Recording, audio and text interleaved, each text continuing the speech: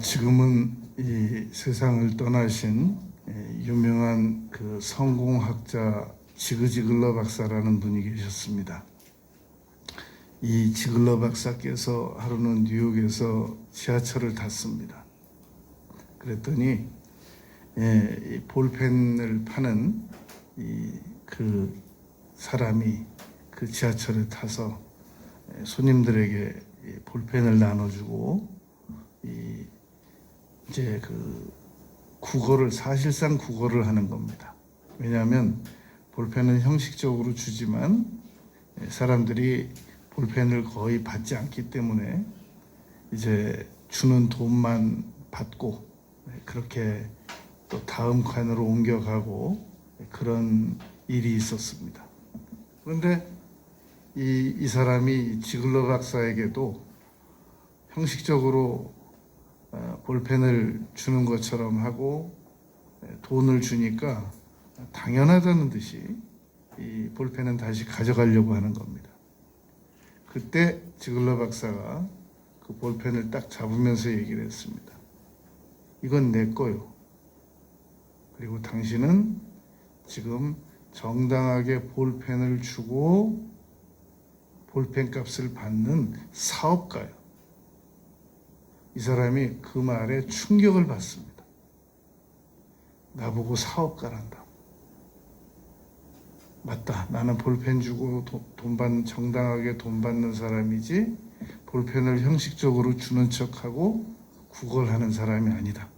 이 사람이 그때부터 변화를 받습니다. 그리고 후일에 성공을 해서 이 지글러 박사에 대한 그 말 한마디가 자신에게 영향을 미쳤다고 그렇게 이 고백을 하는 일이 있었습니다. 오늘 우리는 세 가지를 생각할 겁니다. 왜 기도해야 되고 어떻게 기도해야 되고 무엇을 기도드려야 되는가에 대하여 생각해 볼 겁니다. 우리가 왜 기도를 드려야 하느냐 하는 문제는 값을 치르기 위해서입니다. 혹시 여러분 지금 살고 있는 집을 아무 값도 안 치르고 들어가 살고 계신 분 계신가요? 자택이든 전세든 월세든. 혹시 여러분들 지금 입고 있는 옷을 누구에게 얻어 입은 거 있습니까? 머리 미용실 가서 이발소에 가서 다 돈 주고 만졌고 심지어 얼굴을 찢는 이 비누도 다 우리 돈 주고 샀고 양말도 그리고 한 걸음만 옮겨도 지하철 타고 버스 타고 그리고 1km만 가도 기름값 내고 차 운행하고 한번 잘 살펴보시기 바랍니다. 자기 몸에 공짜로 얻은 거 혹시 있나? 대가를 안 치르고 있는 거 있나? 이 세상에 대가를 안 치르고 얻을 수 있는 것들은 없습니다.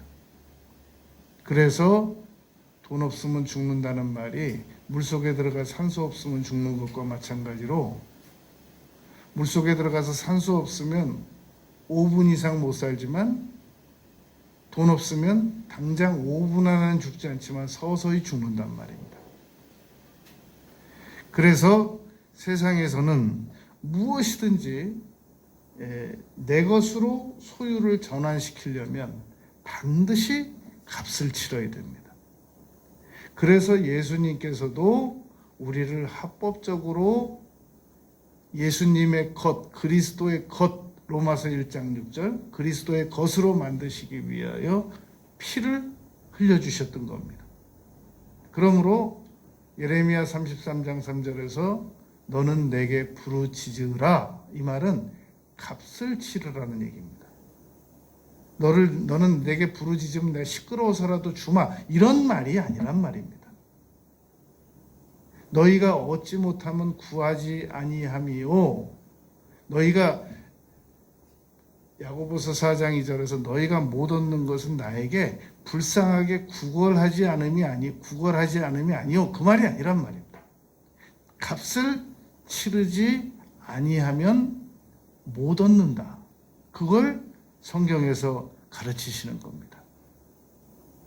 마태복음 7장 7절에서 구하라 찾으라 두드리라. 이 말은 끈기 있는 사람은 뭔가 적극적인 사람은 구하고 찾고 얻게 되지만 소극적이고 안 두드리고 그런 사람은 못 얻는다. 그걸 말하는 게 아니란 말입니다. 구하는 대가, 찾는 대가, 두드리는 대가, 값을 치르라는 말입니다.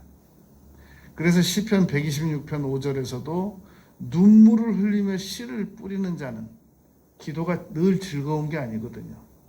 이 기도 응답을 받기 위해서 대가를 치르는 게 그게 늘 즐겁고 행복한 일이 아니기 때문에 싫지만 눈물을 흘리면서 씨를 뿌리는 것처럼이라도 의지를 가지고 행하면 울며 씨를 뿌리러 나가는 자는 반드시라고 써 있습니다. 그 다음엔 기쁨으로라고 써 있었단 말입니다. 반드시 기쁨으로 곡식단을 얻게 된다라고 말했단 말입니다. 이걸 싫어서 못하는 사람을 성경은 무엇이라고 말하냐면 호세아서 7장 10절에서 교만하다.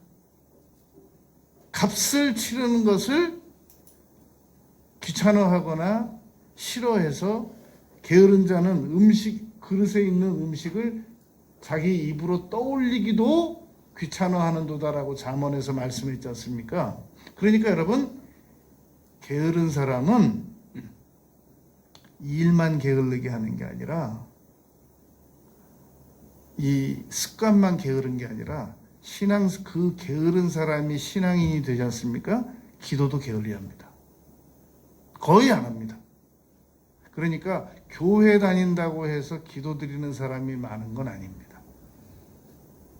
교회 다니는 사람들 중에서 기도를 열심히 하는 사람들, 값을 치르는 사람들은 아주 극소수에 해당됩니다. 그런데 그 극소수에 해당되는 사람들은 값을 정당하게 치르고 응답이라는 걸 얻습니다. 남다른 행복과 기쁨을, 신앙적인 기쁨을 맛보면서 살아가게 된단 말입니다. 그것이 우리가 기도를 드려야 할 이유입니다.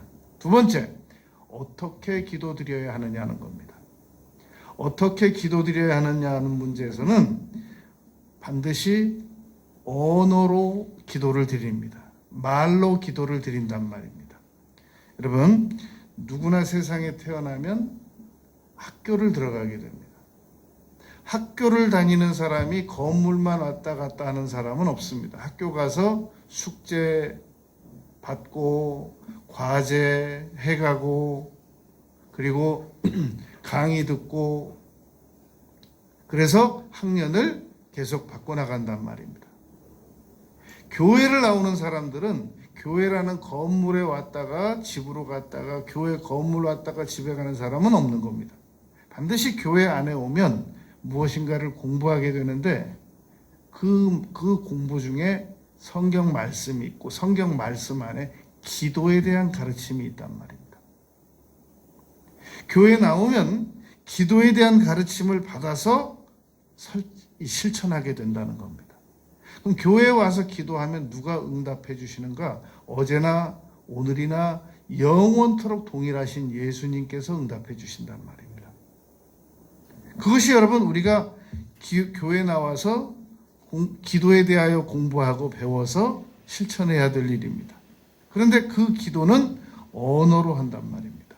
입으로 시인한단 말입니다. 마가복음 11장 23절에 보면 너희가 무엇이든지 말로 구하면 그러면 이 산을 들어 명하여 바다에 던지우라 하고 말로 고백하면 그것이 이루어진다 라고 말했단 말입니다. 그러니까 기도는 언어로 하는 겁니다. 이 교회를 오래 다녀도 신앙적인 체험이 없는 사람들은 그 입으로 잘 한번 들어보세요. 그 입으로 예수님에 대한 고백과 실천이 거의 없습니다. 교회를 다니는데 그 언어를 잘 들어보면 예수님에 대한 고백이 거의 없단 말입니다. 그리고 기도를 드려서 응답을 받을 줄 아는 사람들은 기도 응답 구하는 거, 간절히 이런 단어들이 그의 언어에 섞여 나옵니다. 그런데 기도 안 하는 신앙인들은 그의 언어에 기도, 간절, 간구, 구함, 응답 이런 단어들을 찾아볼 수 없단 말입니다. 그래서 그 사람이 어디에 관심이 많은가 하는 것은 마태복음 12장 34절 그 마음에 있는 게 입으로 나오기 때문에 그 말을 잘 들어보면 어떤 사람이든지 만나서 30분만 말을 들어보면 그 사람의 관심사를 알 수 있단 말입니다. 관심사 있는 부분을 많이 언급하게 되어 있습니다. 그래서 우리는 기도를 드릴 줄 아는 사람은 잠언 6장 2절 말씀처럼 내 입의 말로 내가 얽혔느니라라는 말씀처럼 자꾸 입으로 기도를 시인한단 말입니다. 이 어떻게 기도드리느냐 하는 부분에 있어서는 우리가 기도를 드리다 보면 언어로 항복을 시인합니다. 만약에 우크라이나가 러시아에게 항복을 했더라면 지금 저렇게 전투 안 해도 되겠죠. 그런데 한 번도 젤렌스키라든지 그 입에서 항복이라는 단어가 나오지 않았단 말입니다. 우리가 여러분 하나님과 대치 중일 때는 항복이라는 단어가 안 나옵니다. 주세요. 왜 안 주시는 건데요? 이거 어디 기분 나빠서 기도하겠습니까? 힘들어서? 주로 이런 단어들이 나옵니다. 그런데 하나님께 정말로 굴복하려고 하는 사람들은 항복에 유사한 단어가 나온단 말입니다. 제가 잘못했습니다. 저는 무능합니다. 주님 도와주시지 않으면 전 살아갈 수가 없습니다. 불쌍히 여겨주세요. 꼭 항복이라는 단어는 안 써도 기도 안에 하나님 앞에 굴복하는 단어가 섞여 나오게 돼 있단 말입니다. 그러나 주의할 것이 있는데 기도 내용은 절대 긍정적이어야 됩니다. 저는 벌레 같습니다. 저는 아무짝에도 쓸모없는 인간입니다. 저는 정말 왜 살아가는지도 모르겠습니다. 이거는 자기를 겸허하게 낮추는 게 아니라 그건 자기를 포기하는 언어입니다. 하나님, 저는 불쌍히 여겨주세요. 저는 아무 무능합니다. 그러나 하나님은 강하십니다. 그러나 하나님은 역사하실 수 있습니다. 그러나 저는 응답받을 수 있습니다. 절대 긍정을 고백해야 된단 말입니다. 하나님 허락하시기를 원합니다. 그리고 저는 이것을 믿기로 결심했습니다.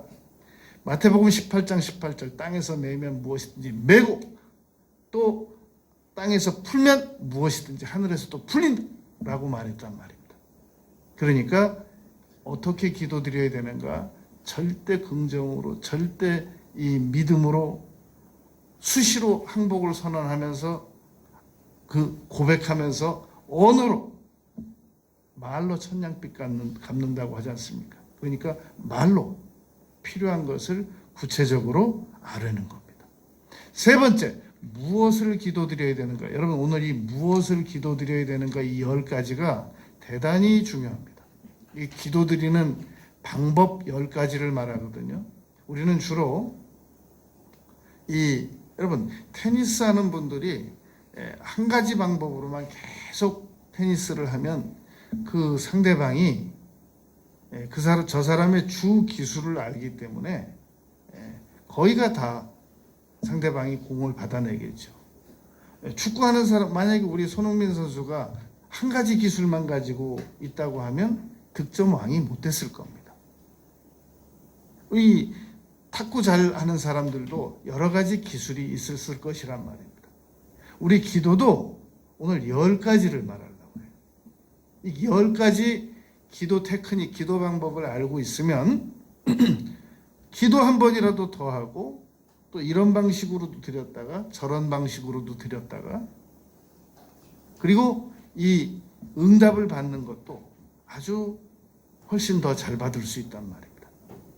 기도 방법 중에 하나가 보혈의 기도를 드리는 겁니다. 보혈의 기도는 어떻게 드리는 건가? 마태복음 26장 28절에 보면 많은 사람을 위하여 흘리는 바 나의 피 곧 언약의 피니라.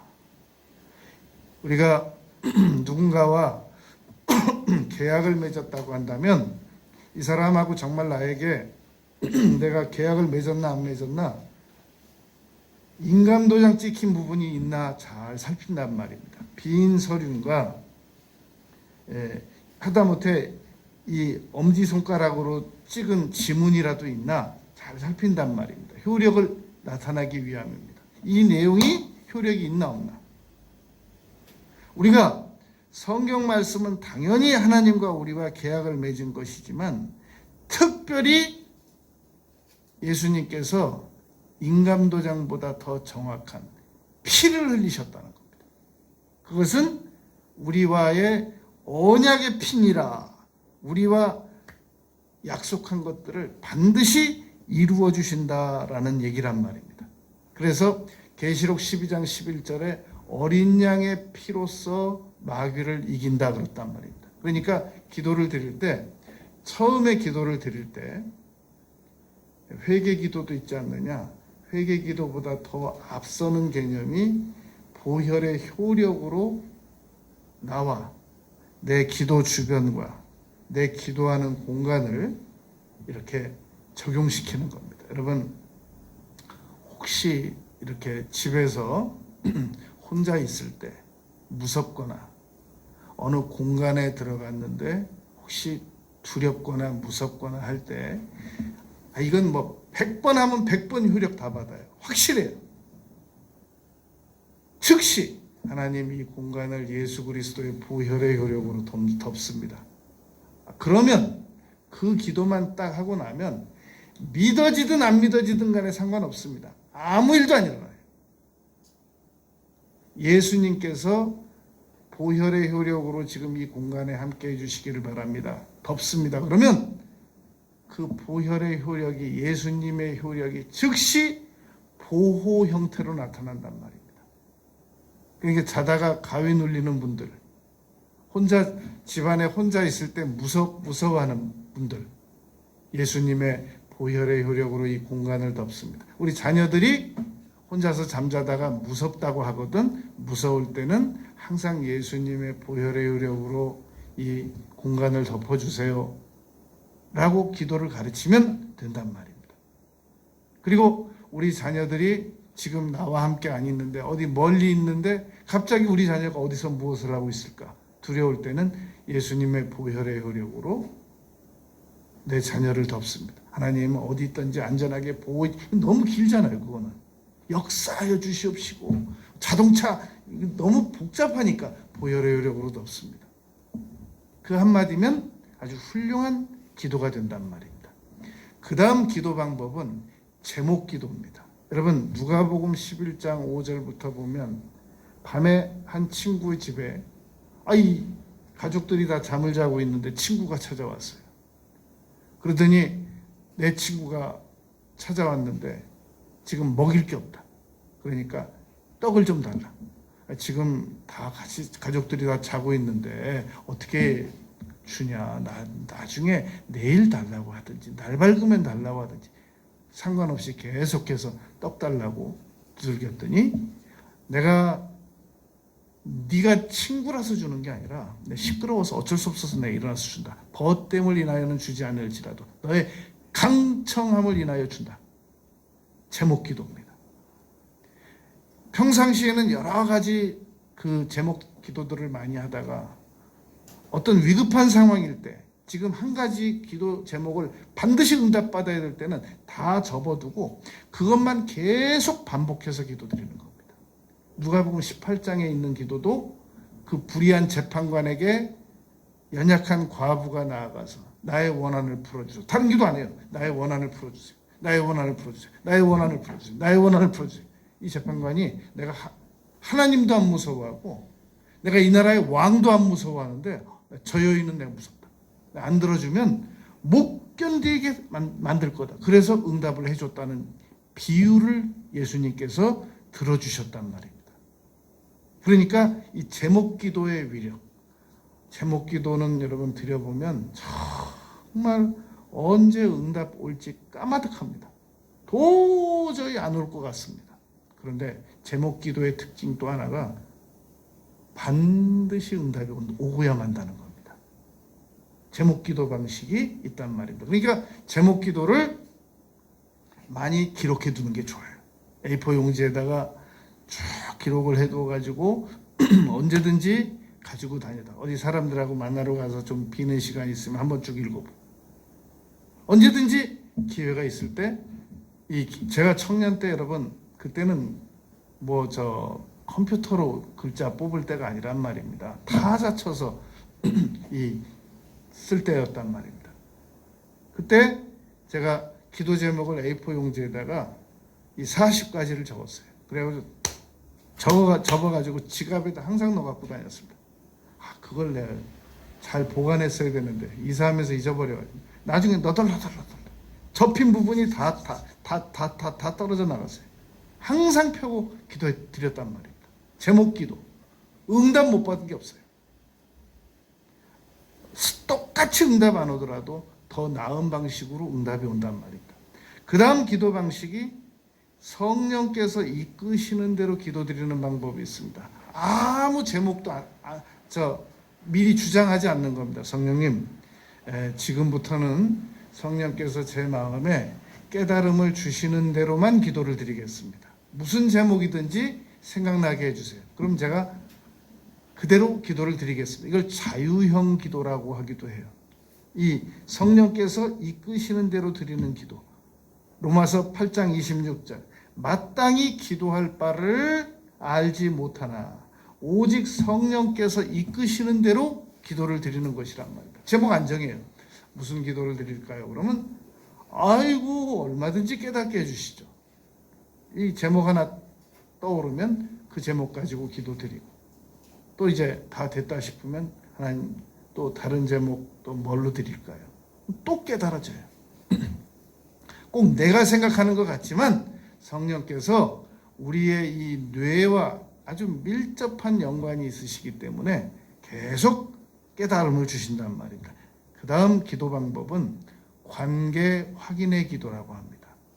하나님과 우리는 아버지와 자녀이 맞죠? 그런데 그걸 좀 더 밀접하게 확인하는 그런 내용이 있단 말입니다. 하나님, 아버지와 저는 포도나무와 가지입니다.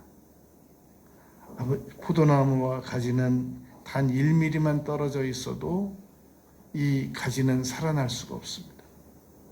저는 주님과 단 1mm도 0.1mm도 떨어질 수 없습니다. 그리고 또 예수님께서 저와 나를 친구라고 말씀해 주셨습니다. 예수님께서 나사로도 친구라고 말씀해 주셨었는데 저와 예수님은 친구입니다. 저를 친구 삼아 주셔서 감사합니다. 저는 신랑과 신부 관계입니다. 아버지와 저는 신랑과 신부 관계입니다. 아버지는 투기장이시고 저는 진흙과 같습니다. 또 아버지 하나님은 창조자시고 저는 피조물과 같습니다.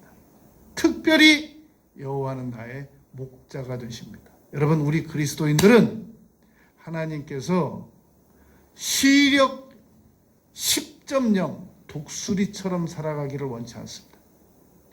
호랑이처럼 산속에 숨어서 살아가기를 원치 않습니다. 소나 말처럼 말 시속 75km 짐 싣고 소처럼 그 많은 짐 싣고 그렇게 살아가기를 원치 않으신단 말입니다. 하나님께서는 우리가 양처럼 10m 앞도 못 보는 양처럼 목자의 음성을 따라서 살아가기를 원하신단 말입니다. 그래서 시편이 150편이나 되지만 가장 놀랍게 전 세계적으로 애용되는 시는 시편 23편이란 말입니다. 여호와는 나의 목자가 되시고 나는 양이 되고 이런 관계 확인의 기도가 있단 말입니다. 그 다음 기도 방식이 이 관계성을 위한 기도 방식이 있습니다. 제일 먼저 나와 가장 가까운 가족들을 위해서 기도하고 그 다음 가까운 사람들을 위해서 기도하고 이걸 파상형이라고 하기도 해요. 계속 넓혀간단 말입니다. 그래서 저 끝에 가면 우크라이나 전쟁하는 백성들을 위해서 기도하기까지도 한단 말입니다.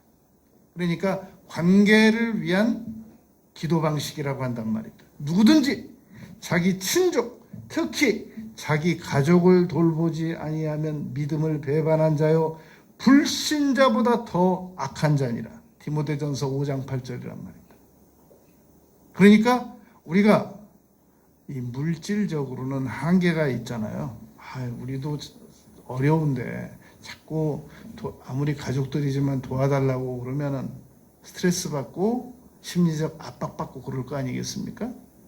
대신에 기도는 해줄 수 있잖아요. 그래서 가족들을 위해서, 여러분 가족들을 위해서 우리가 미리 기도하지 않으면은요, 지금 오늘도 우리 가족들에게 급한 일이 있으면 지금 예배 못 드려요. 가봐야 돼요. 우리 집에서 편히 못 자요. 날마다 무슨 일이 일어난다고 그래봐야 돼. 안 쫓아갈 수가 없어요. 그거보다 평상시에 기도를 열심히 해드리는 게 좋잖아요. 그래서 베드로전서 2장에서는 국가와 민족을 위해서, 왕들을 위해서 도구하라는 말이 바로 그 말인 겁니다. 그러니까 이웃을 위하여 기도하는 거, 관계성자들을 위하여 기도하는 거 인색하면 손해예요. 우리가 관계성자들을 위해서 기도하는 거 인색하면 나중에 몸으로 뛰어다녀야 돼요. 그거보다 무릎 꿇고 기도할 때 조금씩 시간을 할애해서 기도하는 게 훨씬 더 낫잖아요. 그 다음 기도 방식이 묵상 기도입니다. 옆에 사람들도 많고 요즘 마스크 쓰고 다녀서 기도하기가 너무 좋아요. 마스크 제도는 이거 좀 안 없어졌으면 좋겠어요. 앞으로 코로나 끝나도 그냥 마스크는 이거 계속 있었으면 좋겠어요. 너무 좋아요. 기도해도 그냥 표시도 안 나고. 그래서 시편 19편 14절에 나의 반석이시여 나의 구속자이신 여호와여 내 입의 말과 마음의 묵상이 주께 연락되기를 바라나이다 원하나이다. 시편 19편 14절입니다. 그러니까 주변 사람들이 있어서 기도를 입으로 시인하기가 어려우면 그 마음속으로도 얼마든지 기도를 드릴 수 있단 말입니다. 마음의 묵상으로. 원래 시편 1편 2절에 보면 율법을 주야로 묵상하는도다 그랬잖아요. 그러니까 하나님의 말씀을 되새김하는 것인데 생각으로 기도를 마음의 묵상으로 할 수 있단 말입니다. 그 다음에 기도 방법이 찬송 기도 방법이 있습니다. 여러분 찬송을 드리기만 해도 곡조 있는 기도라고 그래요. 왜 찬송가와 복음성가가 다르냐면 말입니다. 복음성가는 아직 검증되지 않은 가사들이 너무 많아요. 그래가지고 이 CCM이라고 그러고 막 이렇게 청년들이 막 부르는 그런 그 새로운 찬양들이 우리 찬송가도 옛날에 1920년대, 1900년도에, 1800년도에는 복음성가 역할을 했단 말입니다. 그것이 신학적으로도 문제가 없고 성경적으로도 문제가 없고 충분히 검증된 것들만 찬송가로 넘어올 수 있는 거란 말입니다. 그러니까 우리는 안전하게 찬송가만 잘 불러도 그게 곡조 있는 기도가 된단 말입니다. 이스라엘의 찬송 중에 계시는 주여 주는 거룩하십니다 라고 시편 22편 3절에서 말씀했단 말입니다. 이사야서 43장 21절 이 백성은 내가 나를 위해 지었나니 나를 찬송하게 하려 함이니라. 찬송은 다른 말로 감사요 칭찬이요 그런 말입니다. 그러니까 찬송을 잘 곡조에다가 나의 마음을 실어서 드리게 되면, 그러니까 찬송 부른다라는 말은 참 경박한 말인 거예요. 찬송 한 몇 곡 부릅시다 그러지 말고 항상 찬송 드립시다. 기도 드린다 그러잖아요. 기도하자. 그거보다 좀 경박하니까 그거는 기도 드리자. 이렇게 드린다. 예배 보자. 참 하여튼 경박한 말도 진짜 많아요. 야, 예배 봤어? 예배 드렸니? 라고 표현해 버릇하는 게 좋단 말입니다. 사도행전 16장에 보면 바울과 실라가 억울하게 감옥에 붙들려 갔지 않습니까? 그 밤에 아무것도 할 게 없어요. 찬송을 드렸어요. 그랬더니 지진이 일어나가지고 옥문이 흔들려갖고 다 열려가지고 오죽하면 그곳에 교도관께서 바울과 실라가 도망간 줄 알고 자결하려고 했었지 않습니까? 그러다가 그 집안이 다 예수님을 믿어서 나온 말이 사도행전 16장 31절 주 예수를 믿으라 그리하면 너와 내 집이 구원을 받는다는 그 유명한 옛날에 버스 정류장에 많이 써붙여 있던 말씀이란 말이에요. 요즘은 이제 최신식 버스 정류장 돼서 그거 없는데요. 옛날에는 버스 정류장마다 다 써 있었어요. 교회에서 전부 다 써붙여 놔가지고.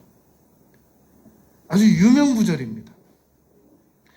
역대하 20장에 보면 여호사밧 왕은 주변에 아람 군대가 막 쳐들어오고 그럴 때 여호와여, 힘이 강한 사람과 약한 사람이 있을 때 어떻게 당할 수 있겠습니까? 하나님께서 약한 자를 도와주셔야 되지 않겠습니까? 그 기도만 한 게 아니라 제일 앞에 전쟁하러 나가는 그 군사들 제일 앞에 성가대를 세웠단 말입니다. 너희들은 찬양만 드려라. 승리했잖아요. 찬양의 위력이란 말입니다. 그리고 시편 50편 23절에 감사로 제사를 드린 자가 나를 영화롭게 한다라고 말씀한 것처럼 이 찬송에는 감사 포함되어 있지요. 그리고 시편 150편에 하나님은 칭찬해 드려야 되는데 찬송에는 칭찬이 포함되어 있단 말입니다. 그러니까 기도도 하고 싶지 않을 때 그냥 찬송을 드리면 그게 기도인 것입니다. 그 다음 기도 방식은 이거는 조금 잘 들어야 돼요. 조금 이 성경 지식이 부족하면 난해할 수 있어요. 성전형 기도라고 그래요. 고린도전서 3장 16절에 보면 하나님은 우리 몸에다가 성전 배열로 배치를 시키셨단 말입니다. 옛날에 구약시대 때 성전이 문 열고 들어가면 성전 뜰이 있었고 그 다음에 성소가 있었고 그 다음에 지성소가 있었단 말입니다. 오늘날도 우리 몸에 육이 있고 혼이 있고 그리고 영이 있단 말입니다. 그러니까 세 개로 이 배치가 되어 있단 말입니다. 그런데 성전 뜰에 들어가면 제일 먼저 물두멍이 있습니다. 물두멍에 제사장들이 손을 씻는단 말입니다. 그러니까 성전형 기도를 드릴 때는 제일 먼저 회개를 하는 겁니다. 손 씻듯이. 하나님, 제가 이런 것도 잘못했고요. 저런 것도 잘못했고요. 하버드 심리연구소에서 연구를 해봤는데 사람이 물에 손 한 번만 씻더라도 현재 가지고 있는 죄책감에서 30%가 소멸될 수 있다는 겁니다. 그러니까 우리가 하루에 손을 잘 씻으면 코로나 예방에도 좋은데 이 심신정화, 죄책감 소멸, 심리적 안정 이것도 상당히 도움이 됩니다. 물두멍에 들어가서 먼저 손을 씻어요. 그 다음에 이 성전형에 들어가면 성소 안에 들어가면 이 등잔대가 있단 말입니다. 그것은 성령께서 나를 비추시는 상징적 효력입니다. 그래서 여러분 기도를 우리의 의지만으로 하잖아요. 정말 힘듭니다. 그런데 성령님의 도우심을 받아서 하면 너무 부드러워요. 스윗해요. 아주 힘이 덜 듭니다. 그리고 지겹지도 않아요. 등잔대 그 효력이 있단 말입니다. 그런가 하면 그 성소 안에는 진설병이 있습니다. 기도를 드릴 때 우리 세상 언어만 다 끌어다 기도 드리는 것보다 하나님의 말씀, 자기가 암송하고 있는 말씀, 애용하는 말씀, 늘 기억하고 있는 말씀들을 잘 섞어서 인용하면서 기도를 드리면 훨씬 더 기도가 좋습니다. 그리고 성소에 들어가면 향단이라는 게 있습니다. 향이 항상 피워져 올라가는 것이란 말입니다. 계시록 8장 3절에 보면 향연이 성도의 기도와 함께 천사의 손으로부터 하나님에게로 올라가는도다. 하나님 앞으로 올라가는도다. 향은 모든 성도의 기도다라고 계시록 5장 8절에서 말씀했단 말입니다. 그러니까 우리가 기도를 드리면 천사들이 빛보다 더 빠른 속력으로 우리 가지고 올라간단 말입니다. 그게 바로 성소에 들어가면 향단 효력이 있는 겁니다. 결정적인 것은 지성소가 있는 겁니다. 여러분 그런 얘기 들었죠? 지성소 안에 법궤가 있는데 언약궤, 여호와의 궤, 다른 이름으로 증거궤, 법궤가 있는데 지성소는 아무나 못 들어간다고 얘기 들었죠. 그래서 제사장도 들어갈 때 혹시 그 안에 들어가서 대제사장이 돌아가시더라도 소천하시더라도 다른 사람이 그 시신을 가지러 들어가면 그 사람도 죽기 때문에 대제사장이 발에다가 끈 묶어가지고 딸랑딸랑딸랑 소리 나는 거 이렇게 메고 들어간다는 얘기 들었죠. 그래서 혹시 이렇게 아무 소리도 안 나고 방울소리도 안 나면 줄을 잡아당겨가지고 시신을 끌어당긴다. 그런 아주 극단적인 예까지 들었죠. 제가 이게 지금 여러분들이 알고 있는 지성소에 대한 거의 모든 정보란 말입니다. 그런데 그 지성소 안에 들어가면 법궤가 있습니다. 법궤는 가장 쉽게 생각하는 건 우리나라 옛날 그 가마 타고 가는 거, 그거 딱 생각하면 거의 그 크기나 모형이 비슷하단 말입니다. 물론 다르죠. 그 지성소에 있는 법궤는 우리가 어떻게 가마하고 비교할 수 있겠어요? 이제 여러분들이 이해하기 좋게 말씀을 드리는 거예요. 근데 그 법궤 안에는 우리가 잘 알고 있는 대로 만나 항아리 있잖아요. 그 다음에 아론의 쌍난 지팡이 있죠. 그리고 십계명 돌판 들어있잖아요. 근데 그 위에 덮여 있는 게 뭐냔 말이죠. 그걸 속죄소라고 한단 말입니다. 다른 말로 시은소라고 합니다. 시은소 교회 있죠. 그게 법궤 위에 덮여진 뚜껑이란 말입니다. 그것은 죄를 용서받게 하는 기능이란 말입니다. 그러니까 지성소적인 기도라고 하는 것은 나의 죄를 나의 죄를 여러분 우리 몸에서 어떻게 용서받아요?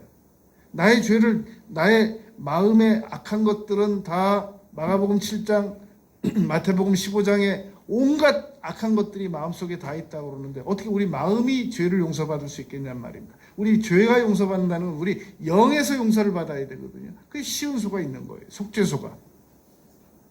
그래서 그 아론의 쌍난 지팡이도 옛날에 고라 일당 백성들이 반역하다가 아론의 쌍난 지팡이만 하나님께서 선택하신 거라고 그래가지고 지도력을 증명해 주신 거잖아요. 만나도 내리는 대로 먹지 않고 욕심내서 나갔다가 못 얻는 그런 게 있잖아요. 십계명 안에도 하나님께서 그만 법들이 있는데 그거 다 우리가 어기는 상황이란 말입니다. 그래서 그 위에 속죄소에 죄를 용서할 수 있는 기능이 있는 것이란 말입니다. 자, 이제 여러분들이 그동안 이 지성소에 있는 법궤에 대해서 알고 있는 내용을 거의 다 제가 말씀드렸어요. 근데 하나 잊고 있는 걸 말씀드릴게요. 그런 지성소, 무서워서 들어갈 수도 없는 그 지성소에 있는 법궤가 다음 장소로 성막 전체가 이동을 할 때는 고아자손이 그 법궤를 맸다는 겁니다. 그리고 그 법궤가 행진하는 순서의 제일 앞에 섰단 말입니다. 그 무서운 법궤가 세상 밖으로 나왔을 때는 제일 앞에 서서 고아자손이 메고 제사장들이 뒤따라갔단 말입니다. 오늘날 우리의 영이 그런 겁니다.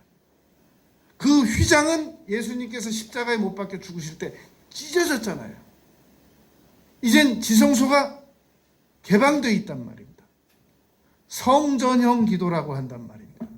이런 방식의 기도드리는 방식이 있습니다. 이게 지금 9번째 말씀드린 거예요. 끝으로 10번째. 방언 기도가 있습니다. 여러분, 정말 안타까운 일입니다. 방언 기도에 대해서 혹시라도 반대하는 목회자들이나 신학자들이나 다른 성도님들이 계시거든. 그냥 그만 들으세요. 아, 저분은 방언을 못 하시는 분이구나. 100말을 하고 10,000말을 하고 억만 말을 해도 그만 들으세요. 그냥 저 신학자는 방언 은사를 못 받으신 분이구나. 만약에 상식적으로 방언에 대해서 논하려면 방언의 은사를 받은 신학자나 받은 목회자나 받은 경험자가 논해야 더 옳지 않습니까? 근데 어떻게 방언을 해보지도 못하고 할 줄도 모르고 체험도 못한 사람이 어떻게 책을 500페이지씩 쓸 수 있어요? 방언은 옳다는 한심한 얘기인 거죠. 그러니까 더 이상 얘기를 듣질 마세요. 아예. 그래서 우리가 얼마나 유튜브에서 들을 게 많은데 방언 뭐 진짜냐 가짜냐 그런 것은 너무 무의미합니다. 그러니까 방언 기도를 열심히 제가 지금 9번째 말하고 있군요. 주기도문 방식을 얘기 안 했어요. 자, 방언 기도를 우리가 수시로 드릴 수 있어야 된단 말입니다. 방언을 고린도전서 14장 18절에 보면 바울 사도가 이렇게 말씀하셨습니다. 내가 너희 모든 사람보다 방언을 더 말함으로 하나님께 감사하노라. 성경에 은사는 여러분 로마서 12장, 고린도전서 12장, 에베소서 4장 이렇게 세 곳에 나누어져 있습니다. 베드로전서에 아주 조금 있고요. 그런데 고린도전서 12장에서 은사를 바울 사도가 다루고 13장에서 사랑장 다루고 14장에서 방언에 대해서만 전장을 다뤘어요. 그리고 14장 끝에서 바울 사도가 이렇게 말씀하셨단 말입니다. 모든 것을 품위 있게 하라. 방언을 너무 경박스럽게 하고 그냥 막 사람들이 있든지 말든지 막 와다다다다 해갖고 막 너무 크게 하고 고속도로에서 차가 달려도 다 80으로 달리는데 나 혼자 150으로 다니려면 얼마나 많은 그 위화감을 조성시키면서 다녀야 돼요.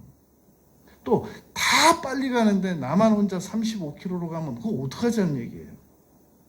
그러니까 방언 기도도 주변 사람들이 좀 크게 기도할 때는 내 입으로 말해서 내 귀만 들릴 정도로 그렇게 아주 공손하고 점잖게 얼마든지 할 수 있단 말입니다.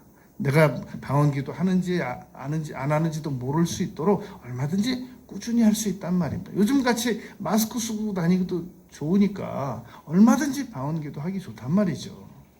그러니까 이 방언 기도는 너무너무 유익한 기도입니다. 저는 어떤 목사님이 아주 보수적인 교단에서 출신 목사님이에요. 근데 그 목사님이 이런 간증을 하는 걸 듣고 참 일리 있다 그랬습니다. 자기는 63빌딩하고 자기 방언 기도하고 안 바꾼대요. 누가 거래 제한도 안 하겠지만 그냥 자기 혼자 그러더란 말이에요. 그래서 내버려 뒀어요 그냥. 그거 참 좋은 말이다. 저 정도로 방언 기도에 대한 애착심을 가지고 있구나. 여러분 방언의 은사는 너무너무 소중한 은사입니다. 그 말이잖아요. 자기가 평생 방언으로 기도해서 자기는 63빌딩보다 더 많은 걸 얻겠다 그 말인 거잖아요. 그러니까 방언 기도 방식은 너무너무 감사한 겁니다. 그리고 주기도문 방식을 하나하나 풀어서 기도하는 방법이 있습니다. 하늘에 계신 우리 아버지, 어디나 계신 아버지 하나님, 이름이 거룩히 여김을 받으시오며 하나님 이름이 거룩하셨는데 제가 거룩하게 여김받게 못해드린 것 정말로 죄송스럽습니다. 이렇게 하나하나 뜻을 풀어가면서 아는 만큼 그러면 주기도문 방식으로 기도를 넓게 할 수도 있고 오래 할 수도 있고 짧게 할 수도 있습니다. 여러분 이렇게 무엇을 기도드릴 것인가에 대한 방법 10가지 이걸 자유자재로 아주 편리하게 그때그때 취향에 따라서 기분에 따라서 자기 마음속에 와닿는 대로 내가 지금은 제목 기도를 드리고 싶다. 지금은 내가 방언 기도를 드리고 싶다. 난 찬송 드리고 싶다. 얼마든지 난 지금은 가족 관계만을 위해서 기도드리고 싶다. 이거 얼마든지 우리가 기도를 바꿀 수 있단 말입니다. 오늘 본문 말씀입니다. 전도서 11장 6절에 보면 너는 아침에 씨를 뿌리고 저녁에도 손을 놓지 말라. 이것이 잘 될는지 저것이 잘 될는지 혹 두 가지가 다 잘 될는지 알지 못하기 때문이다. 여러분, 낚싯대를 그 먼데 고생하고 낚시터에 가가지고 딱 하나만 놓고 앉아 있어요. 확률. 그냥 낚싯대 하나에 다 걸려 있는 거예요.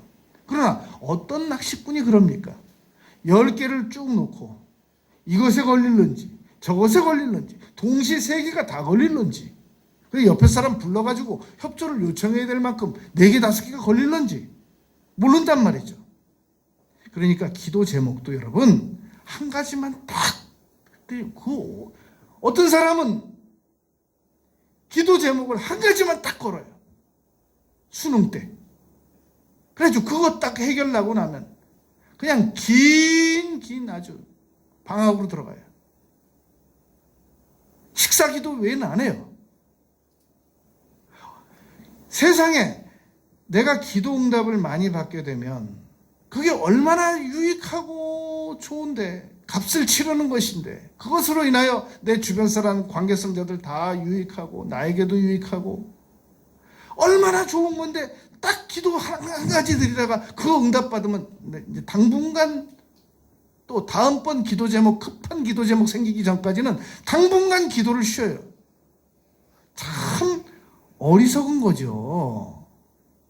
이것이 잘 될는지 저것이 잘 될는지 혹은 둘 다 잘 될는지 모르기 때문에 기도 제목을 여러 가지를 가지고 동시에 죽는 날까지 열심히 드려버릇하는 것이 유익이란 말입니다.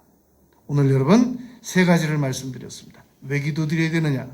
기도라고 하는 값을 정당하게 치르고 나의 것으로 나의 소유로 만들기 위해서 우리는 기도의 응답을 받기 위해서 기도를 드리는 것이란 말입니다.